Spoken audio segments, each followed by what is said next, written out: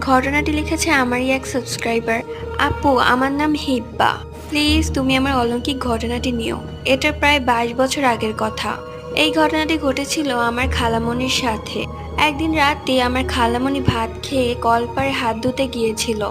হঠাৎ কেউ যেন তাকে পেছন থেকে ডাকলো, বলল, হালিমা, আমি তোর বড় ভাই। কিন্তু আমার খালামণির বড় ভাই মানে আমার মামা মারা গিয়েছিলেন। ডাকার পর আমার খালামণি পিছনে তাকিয়ে দেখে একটা কালো কি একটা তার সামনে দাঁড়িয়ে আছে।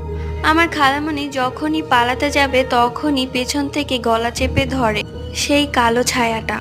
আমার খালামণি দম ছাড়তে পারছিল না।